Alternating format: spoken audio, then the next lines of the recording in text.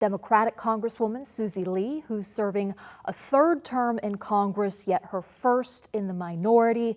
This divided Congress, she says, must act with a sense of urgency to raise the debt ceiling. Ultimately, we have got to come to an agreement, but basically holding the worldwide economy hostage for something that Congress has dealt with time and time again, I think is very dangerous. And so I believe that we're going to have to work together to address this issue, and it's coming up very quickly. How soon would you like to address it? Well, I mean, or would you entertain? Well, I think before June is really when we're going to have to do it. Okay. Would you entertain some of the Republicans' desires to make spending cuts? Well, listen, it depends where they want to. I'm hearing Medicare and Social Security, which I am opposed to. So we're going to have to see what those proposals are, but it's going to be a tough negotiation. What bipartisan legislation are you working on currently? Well, listen, in the 117th, I was most proud of our bipartisan infrastructure package, which came out of the Problem Solvers Caucus, which is a caucus that I'm a member of. And in April of 21, that bill was deemed dead. And we got together and really put that framework together. And ultimately, that's what's passed. That included my large-scale water recycling bill, which is freeing up federal funds to support large-scale water recycling projects like the one that the Southern Nevada Water Authority is entered into an agreement with LA Metro, where LA Metro builds the facility and we keep the water in Lake Mead. And so that is my opener to say that drought is my number one issue. We have members from Utah, from Arizona, from Colorado, California, Nevada, Wyoming, and so it doesn't matter. Lack of water is not a Democrat or Republican issue. That is something that is at a crisis level, and Congress is going to have to step in and help out. What can be done by Congress in that area? Well, listen, this year we have the Farm Bill up for reauthorization.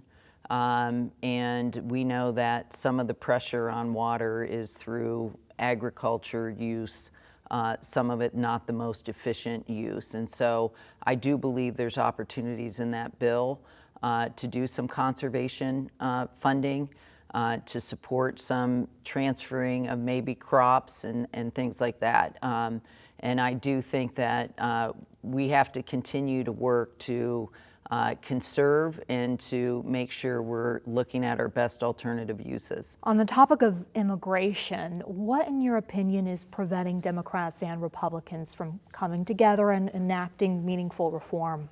I think the biggest barrier is people draw their red line first, instead of trying to figure out where are the areas where we can agree.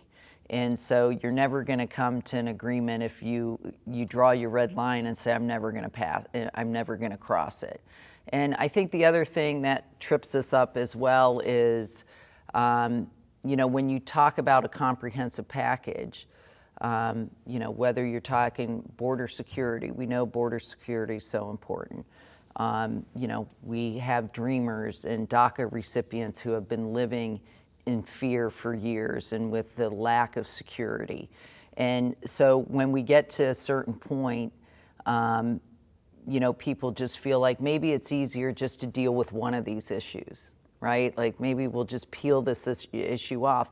But it's such a intertwined, complicated system, in that you really can't deal with one issue without dealing with the other. And so I think that we have to start out with sort of these are the common things we're going to work on and work out from there. And, and just be committed to completing it. And because this country needs it, we need it to honor what this country is about. We need it economically as well. It's interesting because Representative Mark Amodei was on and said the same exact thing about drawing red lines and really just sticking to one side and not willing to negotiate. But then at the same time, he and Senator Cortez Masto have said yes, we believe it's possible to both bolster border security and to enact protections for Dreamers. So if they can both agree on that, Right. I don't understand, what is the sticking point? What are some of the sticking points that you see? Yeah, I mean, what ends up, I mean, it really, to me, it is a matter of looking at everything and looking at visas and looking at enforcement. And, people get stuck on one thing and say, if this isn't included, you can't have my vote. And then if you don't have their vote and then you include something else and someone says, if that's included, you don't have my vote, and then the deal falls apart. And so ultimately people have to, I think, hold their gunpowder until we get the full framework. And it's hard. I mean, it's hard negotiation, but we have to do it. What have you learned in your time as one of the most bipartisan members in those negotiations? Listen, I think that in general, you get things done with people you have a relationship with. And you don't have a relationship with someone if you don't talk to them and find those opportunities to build that relationship, find out their kids' names, know what they like to do in their spare time. I'm the chairwoman or the co-chair of the Women's Bipartisan Caucus, which is, obviously an opportunity for Democrats and Republicans really to just, work on issues that are very important to women. It doesn't matter if you're Democrat or Republican, but also take that time to learn who your fellow members are. So when there is an issue, I passed the Mobile Health Care Act. This is a bill that allows funding to be used for mobile health units. And before this bill was passed, if you got money from for the new access point, it could only be used for a building. I paired up with Richard Hudson from North Carolina. He represents a rural district. And then I went and met with all of the Energy and Commerce members who Republicans to ask them about this bill. It doesn't cost anything more. It's just really a way of changing the criteria for funding, but it frees up money that will be so impactful here in Nevada, where we have such deserts for people and lack of transportation, where we can bring health care to people. But it's also important to rural districts like Richard Hudson's in North Carolina. So just, finding those opportunities on some of these issues where we don't represent nearly anything that looks the same as a district, but we struggle with some of the same issues in terms of access to health care, and how can we find some common sense solutions. And last question for you. Your district includes Laughlin, and according to the Las Vegas Convention and Visitors Authority, visitor volume there is down 30% from pre-pandemic numbers. What can you do to help in that area? Yeah, listen, Laughlin obviously is an area that relies heavily on the river, on recreation off of the river. People are having trouble launching because of the lack of water. There's uncertainty with respect to the dam and the releases, et cetera. It's having a major impact on them. And so, number one, work on the drought, which I have done and will continue to do.